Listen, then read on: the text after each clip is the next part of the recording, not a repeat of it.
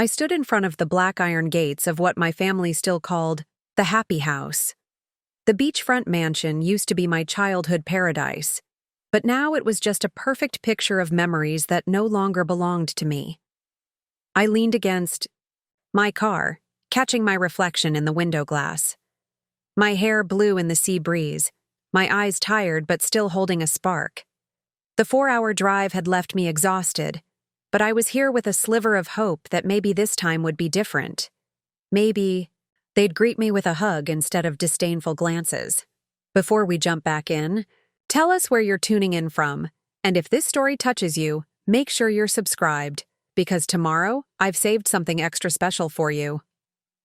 Oh, wow, Allison, you actually made it, came the sweet but mocking voice of my sister Madison from the backyard. She was laughing loudly, holding a cocktail glass, her golden hair shining under the sun. I tightened my grip on the car keys, feeling the metal dig into my palm. Did you think I wouldn't show up? Madison smirked, her eyes scanning me from head to toe. I figured you'd be busy doing something insignificant. I felt heat rise to my cheeks. I hadn't been here since they'd laughed at me for losing my job. And now, while Madison flaunted her designer dress, I was still wearing the same old jeans, the only thing I could afford after paying rent this month. Stepping into the house, I heard laughter echoing from the living room. My mother stood in, the center holding a wine glass, her eyes shining as she looked at Madison. My father stood beside her, arm around my sister, his face beaming with pride. "Look at this! Our wonderful daughter is now a manager," my mother announced, her voice loud and thrilled, not even glancing at me for a single second. Madison giggled, her eyes glinting with smug satisfaction. The company threw a celebration party for me. Naturally, everyone was there, except you. I bit down on my lip, forcing my voice to stay steady. "Mom, Dad, I just drove 4 hours to be here. Can I talk to you for a minute?" My father looked at me, his expression blank. "Can't you see Madison is talking about her new job? Try not to ruin the moment, Allison." My throat tightened. Everyone was laughing, clinking glasses in a toast to Madison. I just stood there, silent and invisible, like a stranger in my own family. "Oh, Allison, I just remembered." Madison sauntered over to me, still holding her cocktail glass. "Mom and Dad said I could stay in the apartment you're renting. After all, you don't need that much space." I frowned. "What do you mean?" Madison shrugged, her lips curling into a smug grin. "I mean, they think you should move somewhere else. You know I need the space for work, and they paid the deposit for that place." "They paid the deposit?" I repeated, barely able to believe my ears. My mother stepped forward, her eyes cold. "Allison, you need to understand that Madison needs that apartment to focus on her new job. And you can manage on your own, right?" I stood there, stunned. Yes, they had paid the deposit, but it was with money from my savings account. The money I'd spent 6 years scraping together. They had promised to pay it back. Madison shot me a pitying look. "You're always so strong, Allison. You'll be fine." A lump rose in my throat. I no longer recognized the people standing before me. They weren't family. They were just strangers dressed in fancy clothes, laughing about my sister's success without a single thought about me, the one they always called the disappointment. I turned and walked quickly out of the beachfront mansion. The ocean wind hit me, carrying the scent of salt and the sting of betrayal. I looked up at the sky, taking a deep breath to keep the tears at bay. One question echoed in my mind. Why was I always the one to sacrifice while they only took? But I knew today would be the last time they'd treat me like a disappointment. Came here to say goodbye, and this time, I wasn't coming back. I drove back to the tiny apartment I'd rented after losing my job. It was on the 7th floor of an old building with no elevator and a constant musty smell. This wasn't where I'd imagined living at 33. Not after being the deputy financial director at a major company. But as the door closed behind me, I felt an odd sense of calm. At least here, I didn't have to watch Madison's smug grin or my mother's cold eyes. I tossed the keys onto the table and headed to the kitchen to make a cup of coffee. The old coffee maker sputtered and groaned, a reminder that even the small things in my life were falling apart. My phone buzzed. A message from my mother. "Allison, your father and I just spoke with Madison. She'll be moving into that apartment next week. Please make arrangements to move out by Friday. It's for Madison's benefit. We hope you understand." I closed my eyes, struggling to keep the anger from boiling over. For Madison's benefit? What about me? Since when did I become a stranger in the very apartment I had paid for? Part of me wanted to call them right away, to scream that they were being completely unfair. But I knew it would only make them look down on me more. In their eyes, I was always the failure, the one who never met the family's expectations. Meanwhile, Madison was the golden child. She dropped out of college, drifted from job to job, but still received my mother's unconditional love. Whenever Madison failed, my mother was there to bail her out. But when I lost my job, my mother said, "See? I told you to choose a more stable career." The phone rang again. I looked at the screen. It was Luke, Madison's ex-boyfriend. Why was he calling me? "Luke?" I answered, my voice wary. "Allison," he said quickly, his breath heavy. "Can you meet me at the cafe on the corner of Market and Pine? There's something you need to know." "What is it?" "Just come," he said, his voice tense. "Trust me, you need to hear this." 15 minutes later, I walked into the cafe, scanning the room until I spotted Luke in a corner booth. He was wearing a hoodie, holding a coffee cup but not drinking it. His eyes were dark-circled, like he hadn't slept in days. "Allison," Luke nodded as I sat down. "I don't even know where to start." "Start with why you're contacting me after 3 years," I said, folding my arms. Luke took a deep breath and let it out. "Madison, she's hiding something from everyone." "What is it?" I frowned. "That car she's been showing off? Do you know where the money came from?" "From my savings," I said through clenched teeth. Luke shook his head. "Not just that.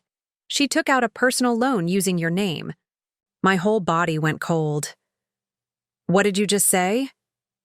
"Madison forged your signature to get a loan. It's $60,000. I couldn't breathe. $60,000. That was more than enough to put a down payment on the apartment I'd been dreaming of. "You have to do something." "Allison," Luke said, his eyes full of concern. "She's spending your money like it's hers. And the worst part is, your parents know." I felt like I'd been punched in the stomach. "They know and they still let her do it?" "They don't just know." Luke gritted his teeth. "They helped her do it." I stood up, feeling my face flush with heat. "I need to go. Thanks, Luke." "Be careful, Allison," Luke called after me as I rushed out of the cafe. "Madison, she's not the person you used to know." I hurried back to my apartment, my heart pounding like it was about to burst. One thought echoed in my mind. How could Madison do this to me? And how could my parents help her? Standing in front of my apartment door, I saw a large cardboard box sitting right in the middle of the hallway. On top was a note with scrolled handwriting. "Move your stuff out. Madison needs the room." I clenched my fists, my fingers trembling. Madison had taken everything from me, my efforts, my money, even the roof over my head. The laptop screen lit up with a familiar notification sound. I clicked on the email icon, determined not to let myself get lost in a storm of emotions. But then the subject line appeared like a knife twisting into my chest. "Family reunion this weekend. The Blake family." I slowly opened the email. Beneath the flowery words, the fake scent of unity hung in the air like cheap perfume. "Dear Allison, we're hosting a family reunion this weekend at the beach house. Madison will be in charge of organizing it. There will be many special surprises for everyone. Unfortunately, Due to limited seating, you won't be able to attend. Hope you understand. Love, Mom. I let out a dry, bitter laugh, my anger rising like a wave. Limited seating? Right. I knew exactly what the real reason was. To them, I had always been the extra, the one who never fit into the perfect family picture they were painting. I stood up and walked to the window, staring down at the street below. The headlights of passing cars flashed by, people moving like shadows without direction. Everyone had a place to go, a place to call home. But me? Even after contributing thousands of dollars to that beach house, I was still considered an outsider. The beach house. I closed my eyes, the image of it playing like a slow-motion film in my mind. The white house with a blue-tiled roof. The wide balcony facing the ocean. It was once a paradise for Madison and me as kids. But now, it was just the place where Madison threw lavish parties, flaunting her glamorous life funded by my money. The ringing phone snapped me back to reality. It was Lucas, my best friend from college and also my financial advisor. Lucas, what's going on? I answered, my voice still tinged with a dull ache. Are you sitting down? Lucas asked, his tone unusually serious. What's wrong? A sense of foreboding washed over me. The beach house. It's up for sale. My heart stopped for a second. What? They're selling it. They owe the bank over $100,000. Madison just applied for another loan to cover the debt, but got denied. Now they have no choice but to sell the house. I sank back into the chair, my fingers trembling. They were selling the house that I once considered my last refuge. They were selling it without even bothering to tell me. The one who paid for the roof repairs, the insurance when Madison set the kitchen on fire trying to cook while drunk. Lucas, I said, my voice suddenly calm and cold. Can you do me a favor? Of course. What do you need me to do? I want to buy that house. Immediately. Lucas went silent for a moment. Are you sure? That's a lot of money. I know, I said firmly. But I'm not letting them sell it to someone else, not the place that holds all my memories. I'll handle all the legal work. But are you planning to buy it under your name? I shook my head, even though Lucas couldn't see me. No. I want it purchased. Under the real estate company I just formed last month. They won't suspect a thing. I don't want them to know I'm the one holding the deed to that house. Got it, Lucas replied. I'll take care of it. Do you want me to keep you posted? No, I said, my eyes fixed on the laptop screen where my mother's email was still open. I just need to know the day they officially get evicted. I hung up, taking a deep breath. In my mind, the image of Madison laughing as she pushed me out of the apartment she stole was still crystal clear. The beach house was their last source of pride, the place where Madison and my mother threw parties, bragging about their perfect family. But now, I was the one holding the keys. I would let them keep pretending, let them keep hosting family gatherings, without me in a house they believed was still theirs. 3 months later, I stood on the 32nd floor of Glassview Tower, the headquarters of Westfield & Co. Through the floor-to-ceiling windows, Los Angeles gleamed under the golden sun, a sprawling metropolis of possibilities. A strange feeling washed over me, standing at the apex of success, yet still not quite believing it was real. Just 90 days ago, I was jobless, looked down upon by my family, pushed out of my apartment by my own sister. Now I was the international vice president of Westfield & Co., the woman who had just closed a merger deal worth over $150 million with Richardson Financial Group. This merger hadn't just brought millions in revenue. It had cemented my position in the very industry my family never believed I could conquer. A sharp knock pulled me from my thoughts. The door swung open, and Lucas walked in holding a newspaper, his expression triumphant. Take a look at this, he said, placing it on my desk. I think you'll appreciate the headline. My eyes widened as I read, Allison Blake, the woman who changed the financial landscape of Westfield & Co.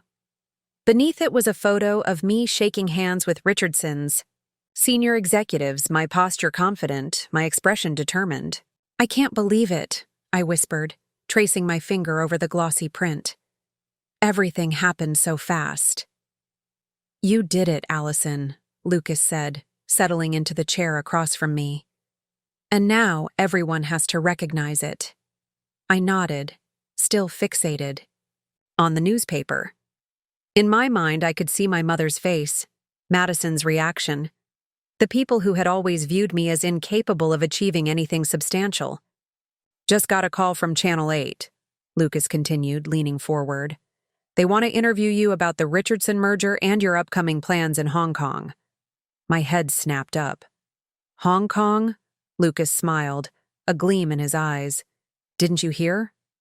The board approved your position as International VP with headquarters in Hong Kong. You'll be managing the entire Asia-Pacific region." My breath caught. Hong Kong, city of lights, opportunities, endless possibilities. I'd dreamed of working there, but never imagined climbing to such heights. "You deserve this, Allison," Lucas said, his tone softening. "But before you pack for Hong Kong, there's something you should see." Lucas pulled out his phone, tapped a few buttons, and handed it to me. It was a live stream from a party at the beach house, my beach house, the one I'd secretly purchased.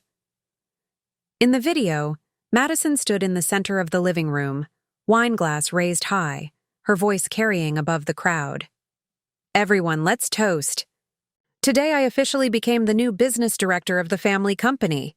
The crowd erupted in applause as Madison preened. "I told you all, I finally have it all. This house, the director position, and everyone's recognition." Lucas paused the video, his expression serious. "They have no idea you own that house, do they?" I gave him a half smile. "No, and I don't plan on telling them. At least not yet." Lucas tilted his head. "So when are you going to reveal the truth?" "After I'm settled in Hong Kong," I said, gazing at the cityscape below. "Then I'll send the official notice. And when they discover the house they're so proud of actually belongs to me, I want to be there to witness their faces." Preparing and narrating this story took us a lot of time, so if you are enjoying it, subscribe to our channel. It means a lot to us. Now back to the story. Lucas raised an eyebrow. "You've really transformed, Allison, from the woman they trampled to a formidable businesswoman." "No," I countered, my gaze still fixed on the horizon. "I'm still Allison. I've just learned to fight back instead of bowing down." My phone rang, an unfamiliar number flashing on the screen. "Hello?" I answered. "Allison?" My mother's voice trembled, laced with unmistakable desperation. "I just read the article about you. Is it true? You're really the international vice president at Westfield & Co.? I let out a short, humorless laugh. "Yes, Mom. Now you finally see the truth, don't you?" Silence stretched between us. I thought she'd hung up until she spoke again, her voice fragile. "Allison, can you help Madison? She's in serious trouble." My grip tightened on the phone, my pulse quickening. "Help Madison? The one who stole my apartment, drained my savings, and threw parties in the house she doesn't even know I own?" "Allison, please," she pleaded. "Are you still there?" I closed my eyes and took a deep breath. This was the moment I'd been waiting for, when they would realize I was no longer the pushover they could manipulate. "I'm sorry, Mom," I said, my voice cool as winter frost. "I'm busy preparing for my flight to Hong Kong, and this time I'm not looking back." I disconnected the call, feeling like I'd finally severed the last chain binding me to my past. Lucas approached, placing a reassuring hand on my shoulder. "Hong Kong will be a new chapter for you," he said softly. "A chapter you write yourself." I nodded, my resolve hardening. "And this time, no one will take it from me." On a crisp, sun-drenched morning weeks later, I stood in the living room of the beach house, the house that once belonged to my family, now mine alone, though they remained, blissfully ignorant of this fact. I wore a cream-colored dress, sharp heels, and my hair pulled back in an elegant bun. Sunlight danced through the windows, casting my reflection onto the polished wooden floors. I adjusted the pearl necklace at my throat, a gift I'd purchased for myself after the Hong Kong deal exceeded all expectations. The sound of car engines and slamming doors echoed from the driveway. My heart quickened, but my expression remained serene. They had arrived. I opened the door, greeting them with a polished smile. Madison entered first, dragging an enormous suitcase, her face alight with self-satisfaction, as though she still reigned over this house. "Sis," Madison chirped, eyebrows shooting up in surprise. "You're here for the reunion, too?" I tilted my head, a subtle smile playing at my lips. Of course. I had to be here to welcome everyone properly. Before Madison could respond, my parents walked in. My mother wrapped in her signature faux fur coat, scrutinizing every inch of the house like a queen surveying her domain. My father followed, his eyes hollow, shoulders slumped from years of financial worry I'd never been told about. "Allison?" My mother stared at me, confusion evident. "Why are you here?" "Why am I here?" I repeated, maintaining my composure. "I'm simply welcoming the special guests of the day." Madison frowned. "What are you talking about? This is my house." A soft, almost pitying laugh escaped me. "Your house?" I extracted a folder from my coat pocket and held it up. "This is the new ownership certificate for this property. The transfer was completed 3 months ago. The new owner is me." All three froze, their expressions shifting from confusion to disbelief in perfect synchrony. Madison stared at the papers in my hand, mouth opening and closing like a fish out of water. You bought this house?" Madison stammered. "With the money you stole from me," I replied, meeting her gaze steadily. "When you took my apartment, when you drained my savings, money I spent 6 years earning, I decided I wouldn't just stand by and watch. This is the result." My mother shook her head, tears welling in her eyes. "Allison, you can't do this to your family. This house holds all our childhood memories. How could you?" "Childhood memories?" I stepped closer, voice low but unwavering. "Do you remember the mornings I woke at 5 a.m. to make breakfast for Madison? Or the times I skipped work to care for her when she was unemployed and intoxicated?" My mother fell silent, gaze dropping to the floor. "And Dad?" I turned to my father, the man I once believed would protect me unconditionally. "When was the last time you called me a daughter to be proud of? Or do you only remember Madison, your perfect princess?" He clenched his jaw, saying, "Nothing." Madison's hands balled into fists, her complexion reddening.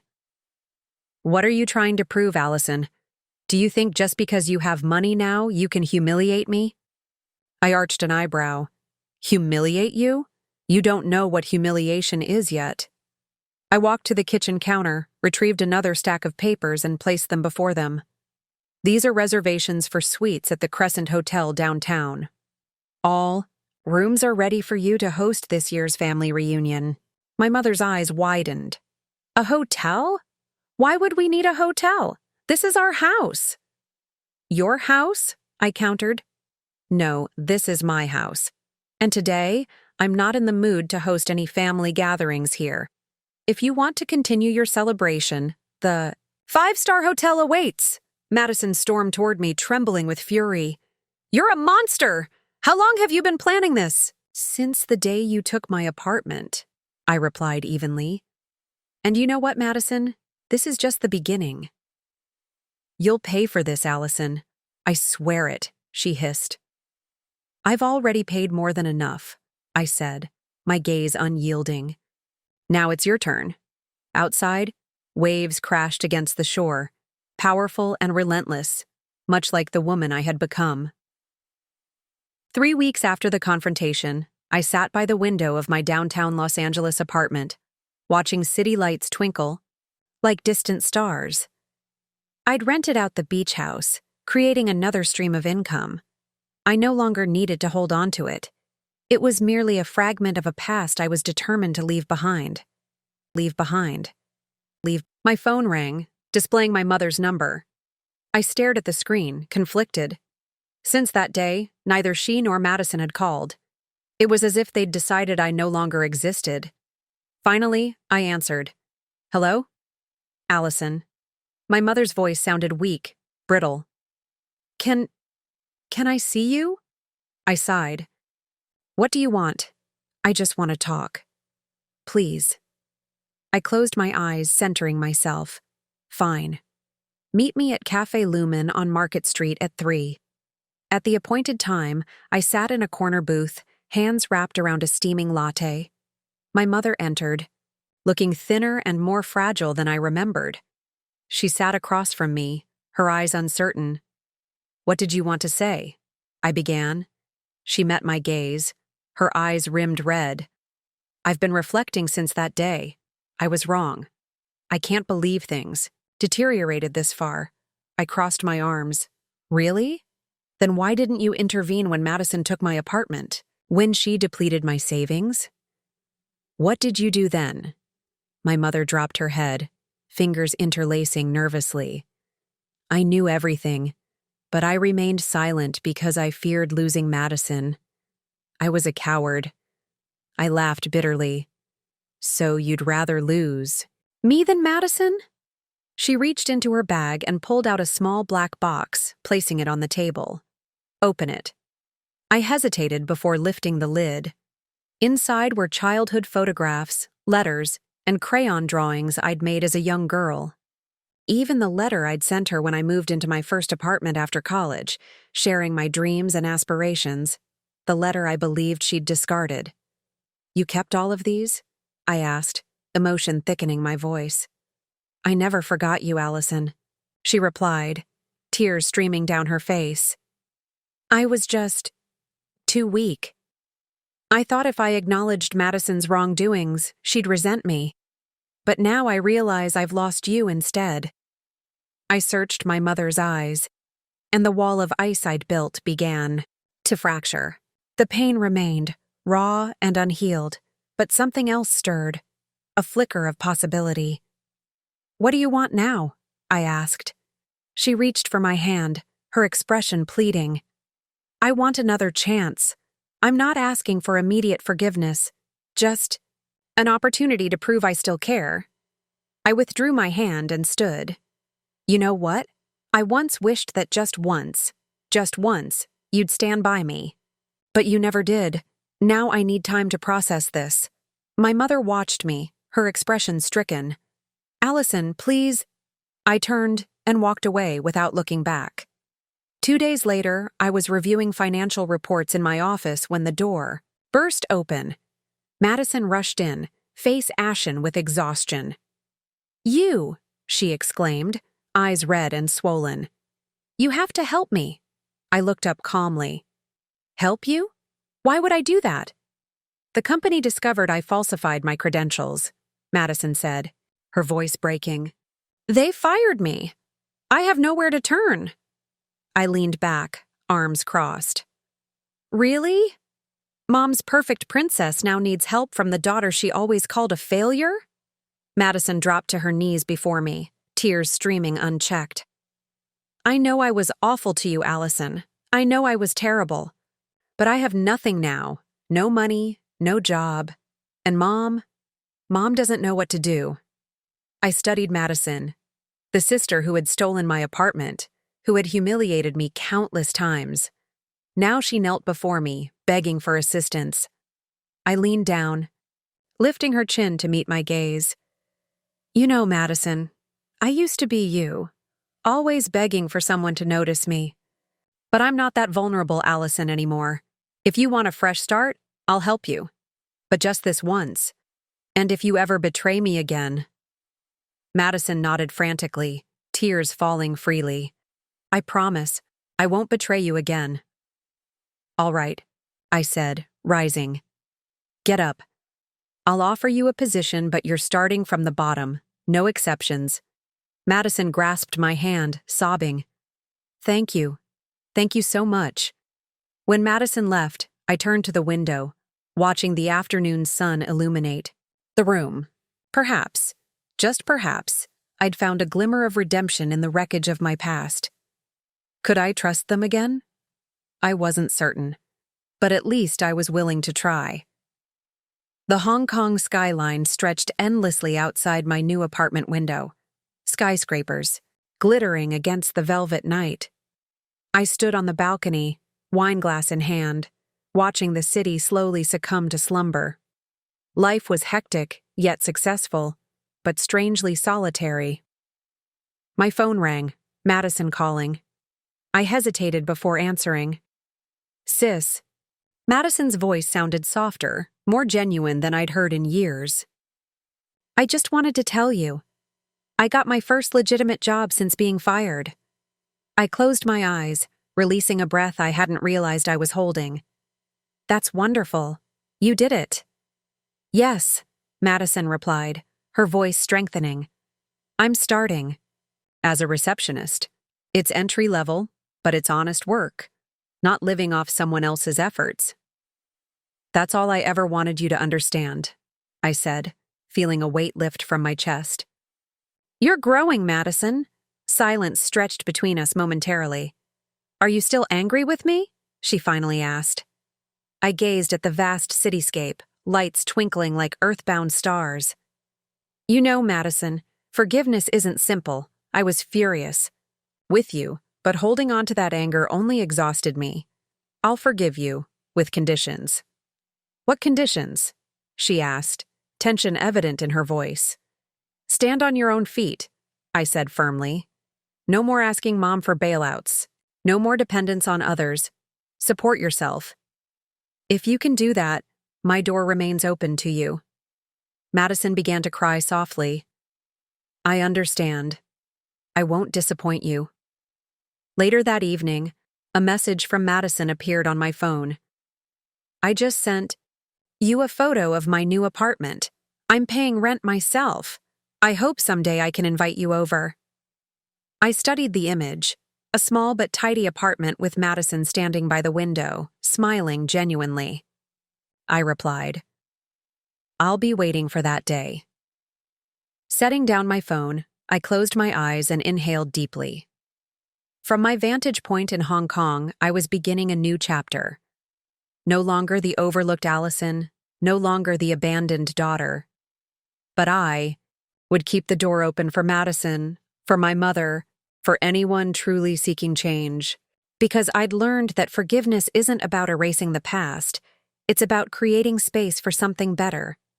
And this time, I was ready. Up next, you've got 2 more standout stories right on your screen. If this one hit the mark, you won't want to pass these up. Just click and check them out. And don't forget to subscribe and turn on the notification bell so you don't miss any upload from us.